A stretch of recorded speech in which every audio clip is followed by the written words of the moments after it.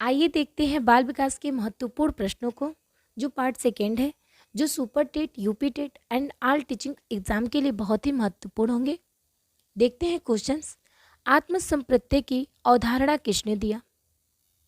William James ने 1890 ईस्वी में दिया। मांग या आवश्यकता का सिद्धांत किसने दिया? अब्राहम मोस्ले ने दिए। अब्राहम मोस्ले ने 5 प्रकार की मांग या आवश्यकताएं को बताएं। पहला है शारीरिक या दैहिक मांग, दूसरा है सुरक्षा की मांग, तीसरा समाज की मांग है, चौथा सम्मान की मांग है और पांचवा आत्म अनुभूति का मांग है। मनोविश्लेषणवाद संप्रदाय के जनक कौन है? सिगमंड फ्रायड है। सिगमंड फ्रायड ने 3 प्रकार के मन को बताए। पहला है अचेतन मन, दूसरा चेतन मन और तीसरा अर्धचेतन मन हो जाएगा। बाल मनोविज्ञान के जनक हैं स्टेनले हॉल। पशु मनोविज्ञान के जनक थॉर्नडाइक हैं।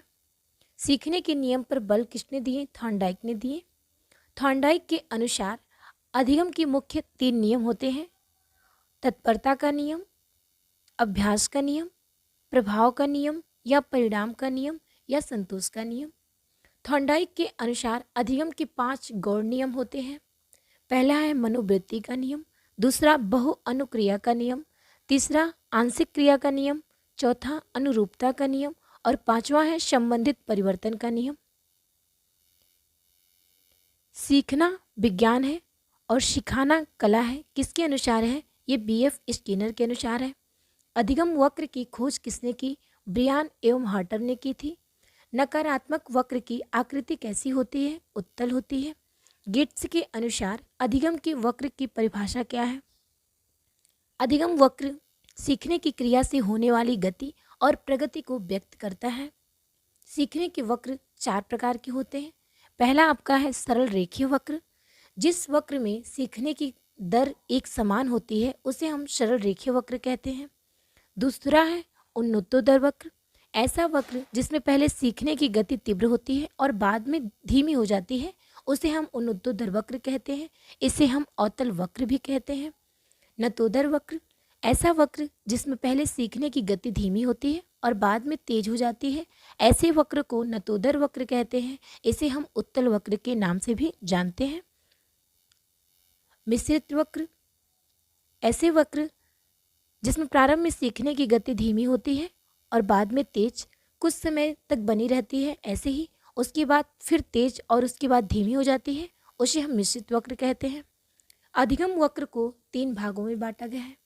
पहला प्रारंभिक भाग, दूसरा मध्य भाग और तीसरा अंतिम भाग है। अधिगम के पठार का अर्थ क्या है? अधिगम पठार, जब हम किसी कार्य को सीखते हैं हम उसमें लगातार उन्नति नहीं करते हैं। कभी कभी उन्नति कम और कभी ज़्यादा होती है और कुछ समय पश्चात एक ऐसा समय आता है जब उस उन्नति बिल्कुल रुक जाती है। इस सपाट स्थल को हम अधिगम का पठार कहते हैं। अधिगम पठार के कारण निम्नलिखित हैं। पहला है मनुष्य शारीरिक सीमा, दूसरा नकारात्मक कारक है, तीसरा कार्य की जटिलता है, चौथा सीखने की अनुचित विधि है, पांचवा पुरानी आदतों का नया आदतों से संघर्ष है, जटिल कार्य की केवल एक पक्ष पे ध्यान देना, अभ्यास का अभाव। ये सभी अधिगम के पठार के कारण हैं। अब देखते हैं अधिगम पठार को दूर करने के उपाय क्या क्या हैं। पहला, उत्साह के साथ अधिगम, पाठ्य सामग्री का संगठन, शिक्षण विधि में परिवर्तन, प्रेरणा तथा उद्दीपन, अच्छी आदतें, विश्राम, ये सब इनके दूर करने के उपाय हैं अधिगम पठार के। अधिगम स्थानांतरण का अर्थ क्या होता है? जब पूर्व सीखे हुए ज्ञान को नवीन सीखे जाने वाले ज्ञान का प्रभाव पड़ता है तो उसे हम अधिगम स्थानांतरण कहते हैं। इसे हम सीखने के स्थानांतरण के नाम से भी जानते हैं। अधिगम स्थानांतरण के 2 प्रकार होते हैं। पहला है सकारात्मक अधिगम का स्थानांतरण। यदि पूर्व ज्ञान, अनुभव या प्रशिक्षण नए ज्ञान के सीखने में सहायता देते हैं तो उसे हम सकारात्मक अधिगम स्थानांतरण कहते हैं। दूसरा है नकारात्मक अधिगम स्थानांतरण।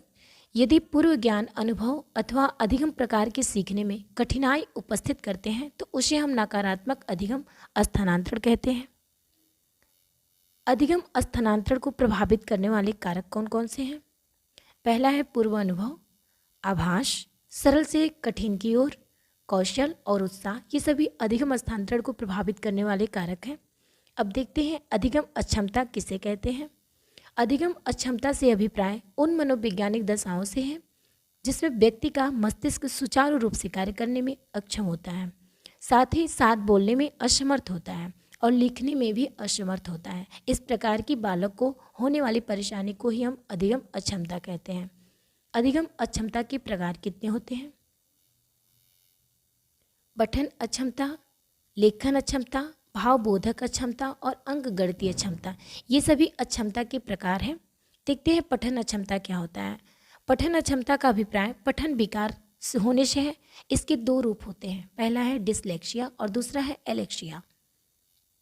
लेखन अक्षमता, लेखन अक्षमता आपका लेखन अक्षमता का अभिप्राय लेखन में कमी, इसके निम्न रूप होते हैं, पहला है डिस्ग्रेजिया, दूसरा डिस्प्रैक्सिया और तीसरा अग्रेफिया है।